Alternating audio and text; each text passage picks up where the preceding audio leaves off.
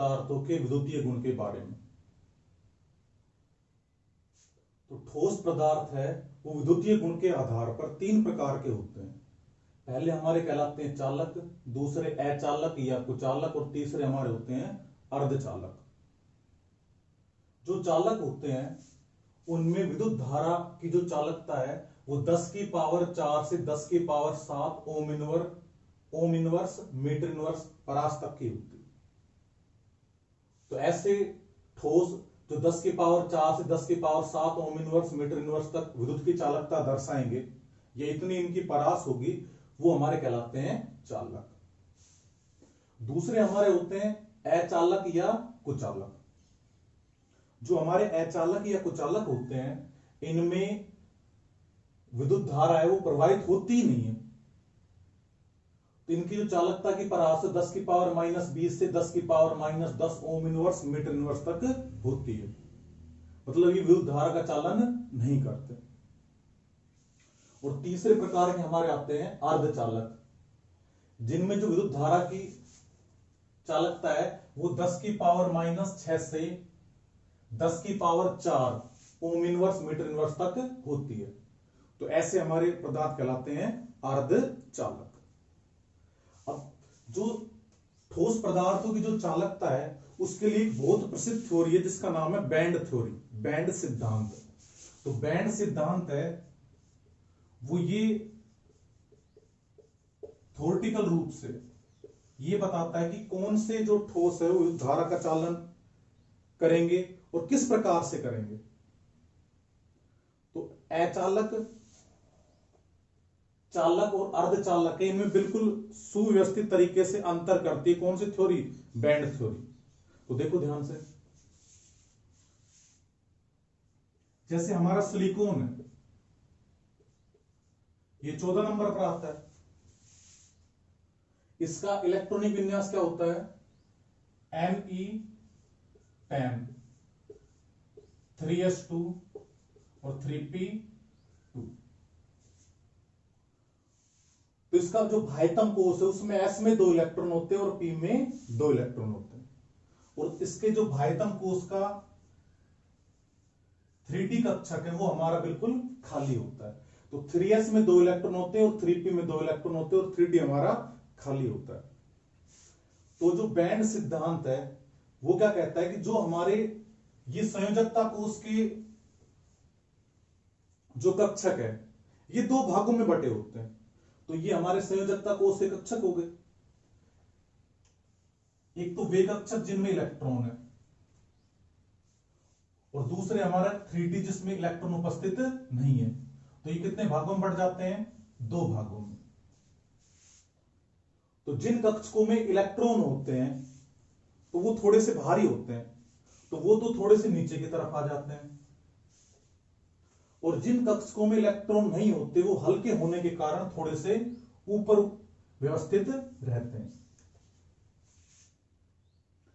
तो ये तो हमारे वो कक्षक हो गए जिनमें इलेक्ट्रॉन उपस्थित है, और ये वो कक्षक हो गए जिनमें इलेक्ट्रॉन उपस्थित नहीं है। यानी कि संयोजकता कोष के ये वाले कक्षक तो ये हो गए हमारे, और ये कक्षक वो हो गया जिसमें इलेक्ट्रॉन उपस्थित नहीं है। तो जो हमारा रिक्त कक्षक होता है, ये रिक्त कक्षक, मान लो ये हमारा 3d हो गया, तो ये हमारा कैसा कक्षक है, रिक्त कक्षक। इस रिक्त कक्षक को हम चालकता बैंड भी बोलते हैं, चालकता बैंड। और इसे हम बोल सकते हैं आंशिक रूप से पूरित कक्षक। तो होता क्या है, इनमें जो हमारा आंशिक रूप से पूरित कक्षक है यानी कि 3s और 3p हो गया, और जो रिक्त कक्षक है इनके मध्य अगर ऊर्जा का अंतर नहीं हो, मान लो दोनों इस प्रकार से मिले रहें या इस प्रकार से एक दूसरे से जुड़े, जिसको हम बोल सकते हैं अतिव्यापन। तो एक दूसरे से अगर ये अतिव्यापन करे तो आसानी से जो इलेक्ट्रॉन है वो आंशिक रूप से पूरित कक्षक है इसमें से इस चालकता बैंड में जा सकता है। और ये सिद्धांत क्या कहता है, अगर इलेक्ट्रॉन इस चालकता बैंड के अंदर जाएगा तो वो विद्युत की चालकता प्रदर्शित करेगा। तो इस प्रकार के हमारे पदार्थ कहलाते हैं चालक। तो चालक को दोबारा ध्यान सुनना। विद्युत के चालक पदार्थों में आंशिक रूप से पूरित कक्षक और चालकता बैंड या रिक्त कक्षक है, इनके मध्य कोई ऊर्जा अंतराल नहीं होता। ये दोनों आपस में अतिव्यापन करते रहते हैं, जिससे आसानी से इलेक्ट्रॉन आंशिक रूप से पूरित कक्षक है इसमें से चालकता बैंड में जा सकता है, और ये पदार्थ विद्युत की चालकता प्रदर्शित करते हैं। तो ऐसे हमारे पदार्थ कहलाते हैं चालक। दूसरे हमारे होते हैं अचालक या कुचालक। देखो इनमें क्या होता है, जो हमारे आंशिक रूप से पूरित कक्षक है, ये हमारे हो गए आंशिक रूप से पूरित कक्षक, और ये हमारा हो गया चालकता बैंड। इनके मध्य जो ऊर्जा अंतराल होता है, ये ऊर्जा अंतराल, ये 5 इलेक्ट्रॉन वोल्ट है। या तो इसके कैसा होता है, बराबर, या इससे अधिक होता है। तो जो हमारे अचालक या कुचालक पदार्थ होते हैं, इनमें आंशिक रूप से पूरित कक्षक और रिक्त कक्षक या चालकता बैंड के मध्य जो ऊर्जा अंतराल होता है वो बहुत अधिक होता है, जिसके कारण आंशिक रूप से जो पूरित कक्षक है इनमें से इलेक्ट्रॉन है वो रिक्त कक्षक में नहीं जाते। इस प्रकार ये जो पदार्थ होते हैं विद्युत के कुचालक होते हैं। तो पहले में तो दोनों एक दूसरे से मिले हुए थे, अतिव्यापन कर रहे थे, जिसके कारण इलेक्ट्रॉन आसानी से आंशिक रूप से पूरित कक्षक में से चालकता बैंड में जा रहा था, और वो पदार्थ विद्युत की चालकता प्रदर्शित कर रहे थे। दूसरे केस में क्या है, अचालक या कुचालक में इनमें आंशिक रूप से पूरित कक्षक और चालकता बैंड के मध्य जो ऊर्जा अंतराल है वो बहुत अधिक होता है, या 5 इलेक्ट्रॉन वोल्ट है इसके बराबर या इससे अधिक होता है, जिसके कारण जो इलेक्ट्रॉन है वो इस चालकता बैंड में नहीं जाएंगे। और जब तक इलेक्ट्रॉन चालकता बैंड में नहीं जाएंगे तब तक ये विद्युत की चालकता प्रदर्शित नहीं करेगा। तीसरे प्रकार के जो हमारे होते हैं वो कहलाते हैं अर्धचालक। अर्धचालक में क्या होता है, इनमें जो ये ऊर्जा अंतराल होता है ये 3 इलेक्ट्रॉन वोल्ट है, या तो इसके बराबर होता है या इससे कम होता है। तो इनके मध्य जो ऊर्जा अंतराल है वो 3 इलेक्ट्रॉन वोल्ट है, इसके या तो बराबर होगा या इससे कम होगा। इस केस में क्या होगा, ये निम्न ताप पर, जब ताप कैसा है, कम है, तो निम्न ताप पर तो ये कुचालक के समान व्यवहार दर्शाते हैं, और जैसे ही हम ताप बढ़ाते हैं तो क्या होता है कि आंशिक रूप से पूरित कक्षक है इसमें से जो इलेक्ट्रॉन है वो चालकता बैंड में चले जाते हैं, इसमें इलेक्ट्रॉन चले जाएंगे। जब ताप बढ़ाएंगे तो ताप बढ़ाते हैं तो इलेक्ट्रॉनों की गतिज ऊर्जा बढ़ती है, जिसके कारण जो इलेक्ट्रॉन है वो आंशिक रूप से पूरित कक्षक है इसमें से चालकता बैंड में चले जाते हैं। और जब इलेक्ट्रॉन चालकता बैंड में जाएंगे तो ऐसे पदार्थ जो होते हैं विद्युत की चालकता प्रदर्शित करते हैं। तो कम ताप पर कुचालक और ताप बढ़ाने पर चालक, तो ऐसे पदार्थ हमारे प्यारे बच्चों कहलाते हैं अर्धचालक। अब जो हमारे अर्धचालक है इनको भी हम 2 भागों में बांट सकते हैं। तो अर्धचालक है ये हमारे 2 प्रकार के होते हैं। एक तो होते हैं नेज अर्धचालक, और एक हमारे होते हैं अप मिश्रित अर्धचालक। तो पहले तो हमारे होते हैं प्यारे बच्चों नेज अर्धचालक। ये नेज अर्धचालक क्या होते हैं, जो 0 केल्विन टेम्परेचर है, 0 केल्विन, इस पर तो ये कैसे होते हैं, कुचालक। तो वे पदार्थ जो 0 केल्विन तापमान पर तो कुचालक के समान व्यवहार दर्शाते हैं, तथा ताप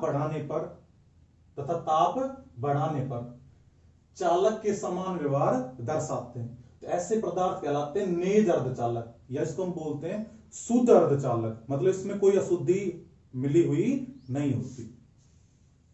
जैसे मान लेते हैं ये हमारा सिलिकॉन है, तो सिलिकॉन इस जो जब ठोस अवस्था में होता है, तो देखो ध्यान से, पहले सिलिकॉन है, ये वर्ग 14 का तत्व है। सिलिकॉन है, पी ब्लॉक में वर्ग 14 का तत्व है। तो वर्ग 14 के जो तत्व होते हैं, इनके बाह्यतम कोश में 4 इलेक्ट्रॉन होते हैं। तो सिलिकॉन किस प्रकार से होगा, Ne10 3s2 3p2। तो इसके बाह्यतम कोश या संयोजकता कोश है, उसमें 4 इलेक्ट्रॉन होते हैं। तो ये 4 बंध बहुत आसानी से बना सकता है। तो देखो ध्यान से, होगा क्या इसमें, ये जो सिलिकॉन है,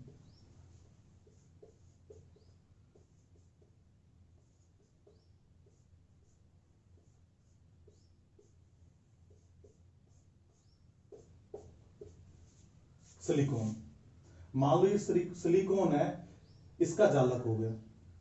तो इसमें क्या है कि कहीं कोई और परमाणु मिला हुआ नहीं है, तो ये पूर्णतः हमारा शुद्ध अवस्था में हो गया। तो जब सिलिकॉन पूर्णतः शुद्ध अवस्था में होता है, तो 0 केल्विन ताप पर विद्युत का कुचालक होता है। विद्युत का कुचालक क्यों होता है, क्योंकि ये जो बंध है, इनके जो इलेक्ट्रॉन है वो 0 केल्विन टेम्परेचर पर अपने स्थान पर फिक्स रहते हैं, ये कहीं आ जा नहीं सकते। और जब तक आवेश है वो एक स्थान से दूसरे स्थान तक नहीं पहुंचेगा, तब तक पदार्थ विद्युत की चालकता नहीं दर्शाएगा।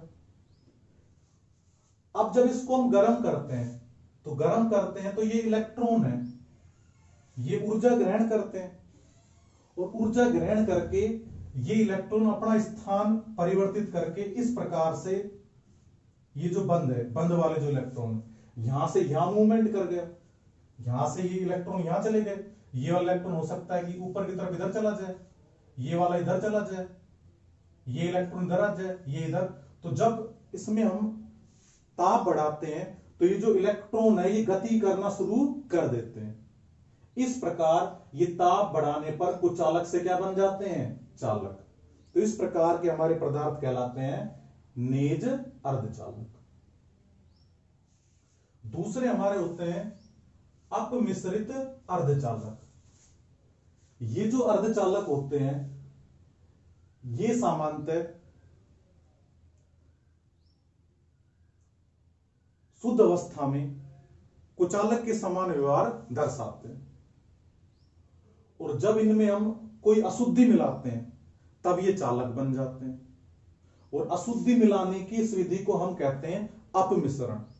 या मैं दूसरे तरीके से बात करूं तो जो हमारे अपमिश्रित अर्धचालक होते हैं, ये 0 केल्विन टेम्परेचर पर भी विद्युत के चालक होते हैं। तो ऐसे पदार्थ कहलाते अपमिश्रित अर्धचालक। यहां 0 केल्विन टेम्परेचर पर चालकता नहीं थी, ताप बढ़ाने पर चालकता हुई। ये 0 केल्विन टेम्परेचर पर भी विद्युत के चालक होते हैं। तो ऐसे पदार्थ कहलाते हैं हमारे अपमिश्रित अर्धचालक। इसको ध्यान से देखना, एक मिनट देखो, पी ब्लॉक है, इसमें ये हमारा वर्ग 13 हो गया, एक वर्ग 14, और ये हो गया वर्ग 15। वर्ग 13 में कौन कौन से तत्व आते हैं प्यारे बच्चों,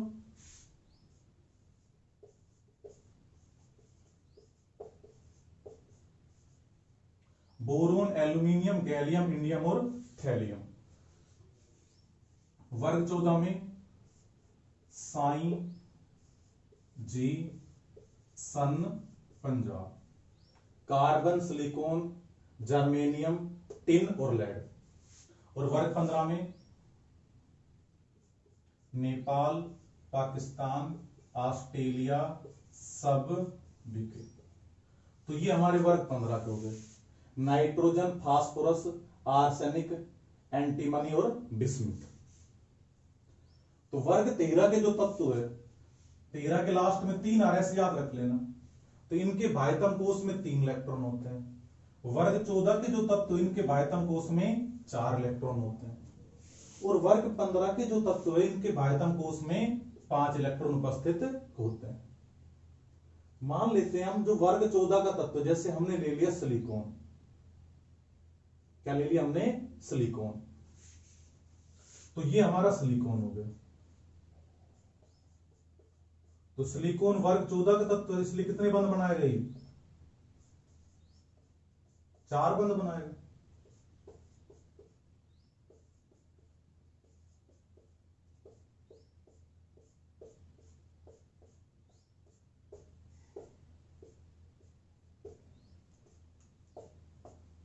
तो हमने प्रत्येक सिलिकॉन उसके 4 बंध पूरे कर दिए।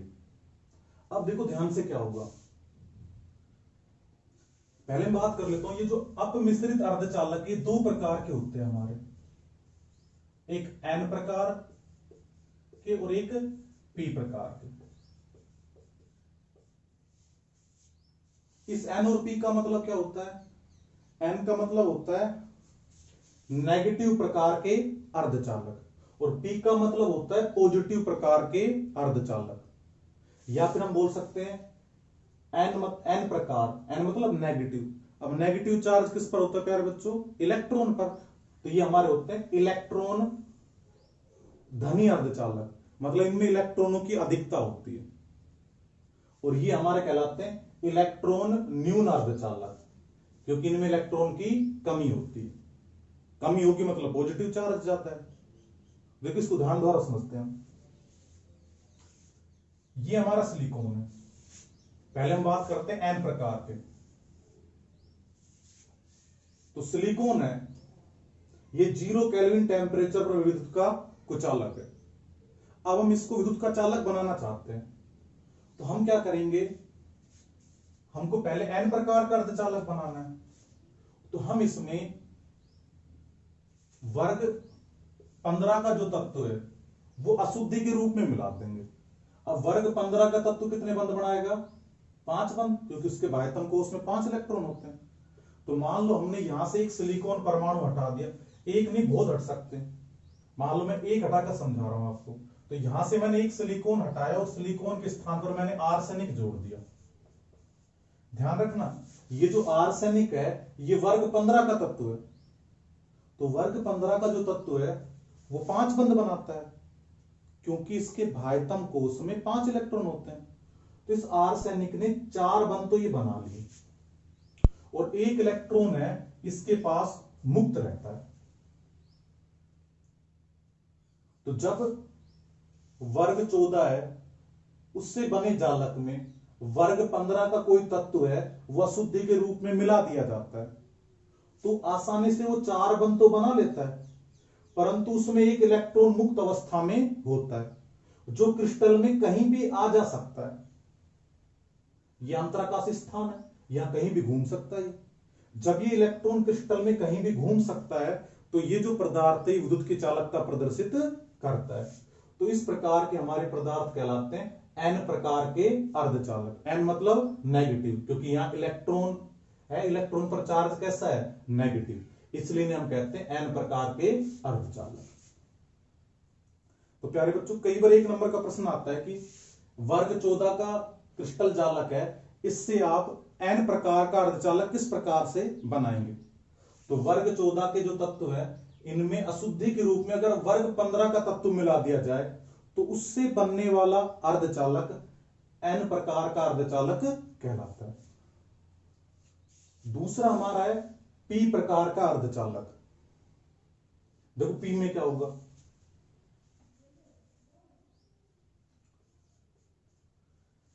ये हमारे वर्ग 14 के तत्वों से बना एक क्रिस्टल जालक है।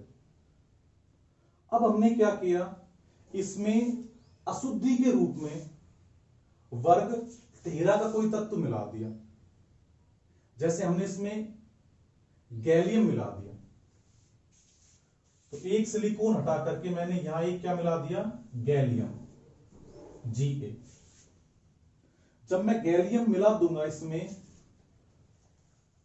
तो यहां ये गैलियम है, ये वर्ग 13 का तत्व है, इसलिए ये 3 बंध तो बहुत आसानी से बना लेगा। तो इसने 1 2 3 बंध बना लिए, और यहां इसके पास एक होल बन गया। होल मतलब यहां इलेक्ट्रॉन की कमी हो गई। इलेक्ट्रॉन की क्या होगी यहां पर कमी। तो कमी के लिए मैं यहां दर्शाने के लिए प्लस लिख देता हूं, मतलब इलेक्ट्रॉन कम हो गए तो पॉजिटिव चार्ज बढ़ गया। तो यहां इलेक्ट्रॉन किसके पास क्या है, कमी हो गई, तो इस प्रकार से ये होल बन गया इसके पास में। अब क्या होगा, ये जो बंद होते हैं जिनमें इलेक्ट्रॉन है, ये इस प्रकार से मूवमेंट करते हैं। कभी ये इलेक्ट्रॉन यहां चला जाएगा तो यहां बंद बन जाएगा, तो यहां इलेक्ट्रॉन गया तो यहां बंद बन गया इस प्रकार से। अब यहां होल आ गया। ऐसे जो ये होल होता है इस पूरे क्रिस्टल में गति करता रहता है, और ये जो हमारी चालकता होती है ये इस पॉजिटिव होल के कारण होती है, इसलिए इसे हम पी प्रकार के अर्धचालक कहते हैं। तो अर्धचालक हमारे कितने प्रकार के होंगे प्यारे बच्चों, दो प्रकार के अपमिश्रित अर्धचालक, एन प्रकार और पी प्रकार। एन प्रकार का अर्धचालक कैसे बनाएंगे, वर्ग 14 का क्रिस्टल जालक है, उसमें अशुद्धि के रूप में वर्ग 15 का तत्व मिला देंगे कोई सा एक। जनरली इन दोनों को हम बहुत कम मिलाते हैं, नाइट्रोजन और फास्फोरस। तब तो हमारे कौन से बन जाएंगे, एन प्रकार के। पी प्रकार के अर्धचालक बनाने हैं तो वर्ग 14 का क्रिस्टल जालक लेंगे, इसमें वर्ग 13 का तत्व अशुद्धि के रूप में मिला देंगे, जिससे हमारा बन जाएगा पी प्रकार का अर्धचालक। ये जो हमारे अपमिश्रित अर्धचालक है इन्हें हम, ये जो अपमिश्रित अर्धचालक है ये इलेक्ट्रॉनिक त्रुटि भी दर्शाते हैं। कैसे त्रुटि दर्शाते हैं, इलेक्ट्रॉनिक त्रुटि। तो मुक्त इलेक्ट्रॉन या मुक्त इलेक्ट्रॉन के कारण उत्पन्न होने वाले छिद्रों या होल के कारण जो त्रुटि होती है वो कहलाती है इलेक्ट्रॉनिक त्रुटि। तो ये जो हमारी एन और पी प्रकार की जो त्रुटियां हैं वो इलेक्ट्रॉनिक त्रुटियां प्रकार की। देखो हमने एक तो पढ़ा था परमाणविक दोष, परमाणविक दोष पढ़े थे हमने, आयनिक ठोस में अनायनिक ठोस में, रिक्ति का दोष था हमारा, अंतराकाशीय दोष, फ्रंकल दोष, सोंटकी दोष, धातु न्यून दोष, धातु आधिक्य दोष। तो ये सारे हमारे दोष थे परमाणविक दोष। एक होते इलेक्ट्रॉनिक दोष। तो इलेक्ट्रॉनिक दोष किसके कारण उत्पन्न होते हैं, तो इलेक्ट्रॉनिक दोष है वो मुक्त इलेक्ट्रॉन या मुक्त इलेक्ट्रॉन के कारण उत्पन्न जो होल है उनसे जो दोष उत्पन्न होते हैं वो कहलाते हैं इलेक्ट्रॉनिक दोष। और इलेक्ट्रॉनिक दोष है वो एन और पी प्रकार के जो दोष है वो इसी प्रकार के। इसके बाद हम चालक, अचालक और कुचालक, इनके उदाहरण की ओर बात कर लेते हैं। तो जितनी भी हमारी वायर या जो तार होता है वो सभी धातु के बने होते हैं, और जो हमारी धातु होती है उसमें मुक्त इलेक्ट्रॉन उपस्थित होते हैं, जिसके कारण धातुएं हैं वो विद्युत की सर्वश्रेष्ठ चालक होती है। तो Fe हो गया हमारा चालक का उदाहरण, कॉपर हो गया, गोल्ड हो गया, सिल्वर हो गया। तो ये सारे हमारे किसके उदाहरण हैं, चालक के उदाहरण हैं। अचालक, तो अचालक के उदाहरण में हमारा आ जाएगा लकड़ी, ये विद्युत की चालक नहीं होती। रबर, ये भी विद्युत का चालक नहीं होता। प्लास्टिक, ये भी विद्युत का चालक नहीं होता। और तीसरे हमारे होते हैं अर्धचालक। अचालक को हम कुचालक भी बोलते हैं। अर्धचालक के हमारे उदाहरण क्या जाएंगे, सिलिकॉन हो गया, जर्मेनियम हो गया। तो ये हमारे किस प्रकार के अर्धचालक, ये हमारे कैसे हैं, अर्धचालक। तो ये चालक हो गए, ये अचालक हो गए, ये हमारे हो गए अर्धचालक। उसके बाद हम बात करते हैं ठोस पदार्थों की चुंबकीय गुण की। तो जो हमारे ठोस पदार्थ है वो 5 प्रकार का चुंबकीय व्यवहार प्रदर्शित करते हैं। पहले हमारे कहलाते अनुचुंबकीय। तो जो अनुचुंबकीय पदार्थ होते हैं उनमें अयुग्मित इलेक्ट्रॉन उपस्थित होते हैं। अयुग्मित इलेक्ट्रॉन उपस्थित होते हैं, और इनमें जितने अयुग्मित इलेक्ट्रॉन उपस्थित होते हैं उतना ही ये चुंबकीय गुण प्रदर्शित करते हैं। तो इस प्रकार के हमारे पदार्थ कहलाते हैं अनुचुंबकीय। जो हमारे अनुचुंबकीय पदार्थ होते हैं, इन्हें अगर हम चुंबकीय क्षेत्र में रखें तो ये हमारा चुंबकीय क्षेत्र हो गया। इसमें अगर हम किसी अनुचुंबकीय पदार्थ को रखें तो ये इन चुंबकीय बल रेखाओं को अपनी तरफ आकर्षित करते हैं। तो इनको क्या करते हैं, ये अपनी तरफ, ये चुंबकीय हमारी बल रेखाएं हो गई, तो इनको ये अपनी तरफ आकर्षित करते हैं। ये दूर के जाने वाली थी तो ये भी इसकी तरफ आकर्षित होगी, ये भी इसकी तरफ आकर्षित होगी, ये इसकी तरफ आकर्षित होगी। तो जो हमारे अनुचुंबकीय पदार्थ होते हैं, ये चुंबकीय बल रेखाओं को अपनी तरफ आकर्षित करते हैं और चुंबकीय क्षेत्र में रखने पर चुंबक के समान व्यवहार प्रदर्शित करते हैं। तो चुंबकीय क्षेत्र में रखते ही कैसे बन जाते हैं, अनुचुंबकीय। लेकिन जैसे ही हम चुंबकीय क्षेत्र हटाते हैं तो इनका जो चुंबकीय गुण है वो नष्ट हो जाता है। तो ऐसे हमारे पदार्थ कहलाते हैं अनुचुंबकीय पदार्थ। पहचानेंगे कैसे, इनमें अयुग्मित इलेक्ट्रॉन, अकेला इलेक्ट्रॉन उपस्थित होगा। इसकी उदाहरण बहुत इंपॉर्टेंट है, Cu2+, Fe3+, TiO, Ti2O3, CuO, VO2, ये सारे हमारे उदाहरण हो गए अनुचुंबकीय पदार्थ के। देखो जैसे एक उदाहरण द्वारा समझते हैं। जैसे हमको दे रखा है Fe3+, तो Fe है 26 नंबर पर आता है।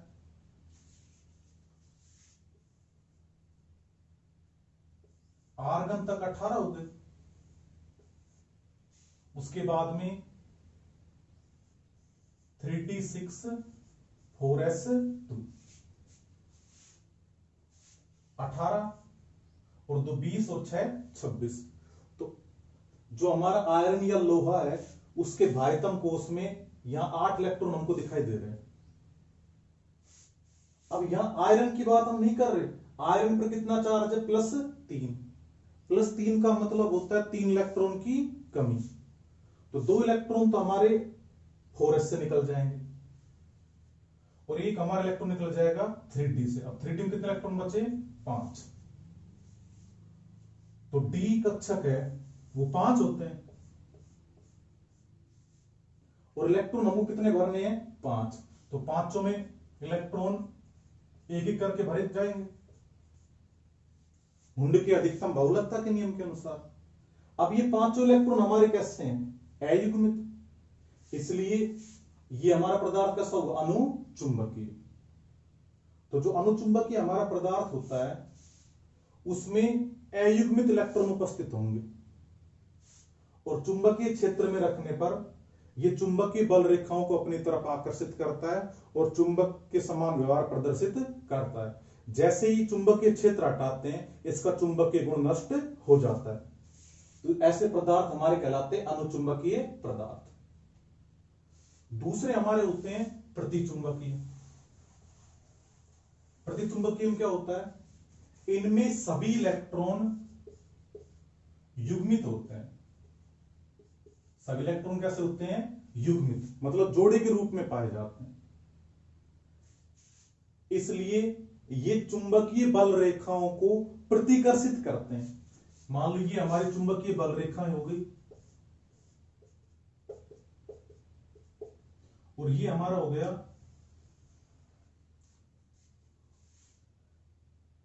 प्रतिचुंबकीय पदार्थ। तो ये क्या करता है, जो चुंबकीय बल रेखाएं इसके अंदर से होकर गुजरने वाले थी इनको भी प्रतिकर्षित करके दूर कर देता है। तो ऐसे हमारे पदार्थ कहलाते हैं प्रतिचुंबकीय पदार्थ। जैसे हमारा हो गया NaCl। देखो NaCl किस प्रकार से बनता है, तो NaCl है वो Na+ और Cl- से मिलकर के बना है। जो सोडियम है, सोडियम, पहले इसका इलेक्ट्रॉनिक विन्यास हम लिखते हैं तो ये आ जाएगा Ne10। इसको चलो कंप्लीट लिख देता हूं इसको मैं। पहले सोडियम का लिख लेते हैं हम,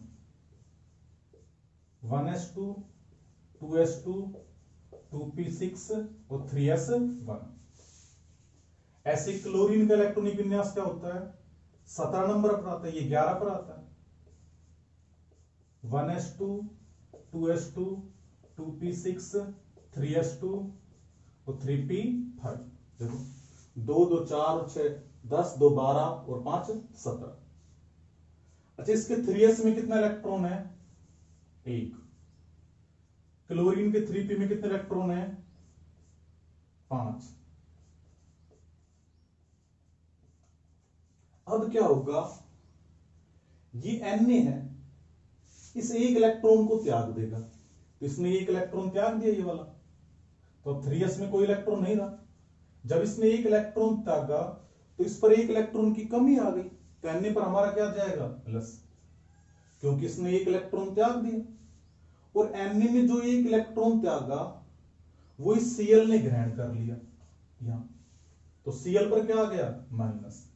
अब Na का प्लस और Cl का माइनस, ये क्या बना लेंगे, NaCl। अब ध्यान देना, यहां Na प्लस के पास में कहीं कोई अयुग्मित इलेक्ट्रॉन है, अकेला इलेक्ट्रॉन नहीं है। और Cl माइनस है, इसके पास कहीं कोई अयुग्मित इलेक्ट्रॉन है, देखो यहां 6 हो गए, नहीं इसके पास में। तो NaCl है, इसके पास में सभी इलेक्ट्रॉन युग्मित या जोड़ी के रूप में होते हैं, इसी कारण ये हमारा कैसा होता है, प्रति चुंबकीय। ऐसे TiO2 हो गया, V2O5। उदाहरण बहुत इंपॉर्टेंट, इनको याद रखना, कई बार पेपर में पूछ लिया जाता है। तीसरे हमारे होते हैं लोह चुंबकीय। देखो लोह चुंबकीय पदार्थों में क्या होता है, जो हमारे लोह चुंबकीय पदार्थ होते हैं इनमें मान लो ये कोई हमारा लोह चुंबकीय पदार्थ हो गया, तो लोह चुंबकीय पदार्थ है, इनमें जो इलेक्ट्रॉन है वो डोमेन के रूप में पाए जाते हैं। किसके रूप में पाए जाते हैं, डोमेन के रूप में पाए जाते हैं। मान लो ये इस प्रकार से एक डोमेन हो गया, ये इस दिशा में एक डोमेन हो गया, तो इस प्रकार से ये जो इलेक्ट्रॉन है ऐसे खंडों में बटे होते हैं, और इन खंड को हम क्या बोलते हैं, डोमेन। तो इनमें जो लोह चुंबकीय पदार्थ है इनमें इलेक्ट्रॉन डोमेन के रूप में पाए जाते हैं, और प्रत्येक जो डोमेन होता है ना वो एक छोटे चुंबक के समान व्यवहार दर्शाता है। और जैसे ही हम इनको चुंबकीय क्षेत्र में रखेंगे तो ये जो सभी डोमेन है, मान लो ये डोमेन हो गया, इसका चुंबकीय आघूर्ण नेट मान लो इस प्रकार से हो गया, ये दूसरा डोमेन है, इसका मान लो इस प्रकार इस डायरेक्शन में था, ये इस डायरेक्शन में था, ये पूरा डोमेन का मान लो इस वाले डायरेक्शन में था। तो पहले तो ये जो डोमेन है इनका चुंबकीय आघूर्ण है वो अलग अलग दिशा में था, लेकिन जैसे ही हम इनको चुंबकीय क्षेत्र में रखते हैं ये सभी डोमेन एक ही दिशा में हो जाते हैं।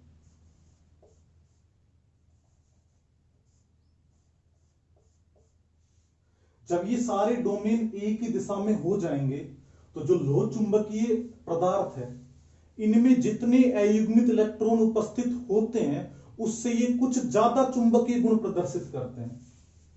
तो अयुग्मित इलेक्ट्रॉन तो होते हैं इनमें, अयुग्मित इलेक्ट्रॉन उपस्थित, और जो इनका चुंबकीय गुण है, चुंबकीय गुण सबसे अधिक होता है। तो लोह चुंबकीय पदार्थ में आपको क्या बताना है कि लोह चुंबकीय पदार्थ है, इसमें जो इलेक्ट्रॉन होते हैं वो छोटे छोटे डोमेन के रूप में उपस्थित होते हैं। जब इनको चुंबकीय क्षेत्र में रखा जाता है तो सभी डोमेन एक दिशा में व्यवस्थित हो जाते हैं, जिसके कारण इनका चुंबकीय आघूर्ण बहुत अधिक हो जाता है।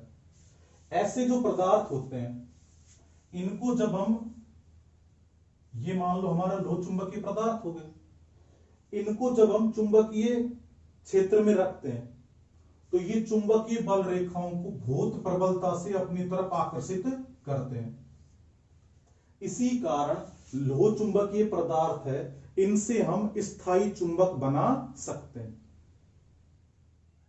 तो लिखना क्या है हमको, ध्यान रखना, अनुचुंबकीय पदार्थ है, ये जब तक चुंबकीय क्षेत्र में रखे रहते हैं तब तक चुंबक के समान व्यवहार दर्शाते हैं, उसके बाद इनका चुंबकीय गुण नष्ट हो जाता है जैसे चुंबकीय क्षेत्र हटाएंगे।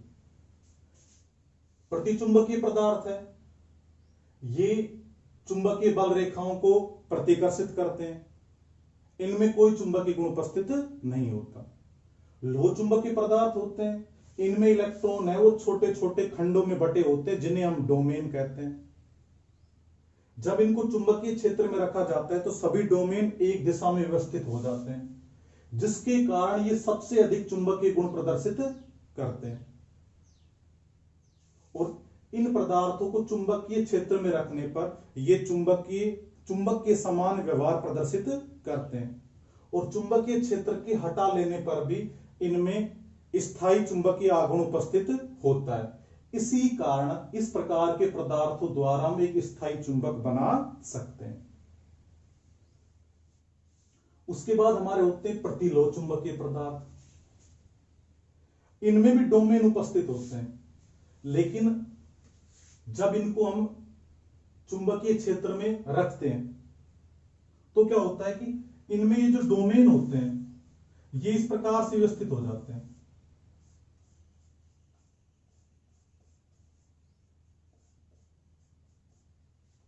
जब इस प्रकार से व्यवस्थित हो जाएंगे तो इनका जो चुंबकीय गुण है वो 0 होता है। अयुग्मित इलेक्ट्रॉन तो इनमें भी उपस्थित होते हैं, लेकिन चुंबकीय क्षेत्र की उपस्थिति में इनमें समानांतर और प्रति समानांतर दिशाओं में चुंबकीय आघूर्ण समान हो जाता है, जो एक दूसरे के चुंबकीय आघूर्ण को निरस्त कर देता है।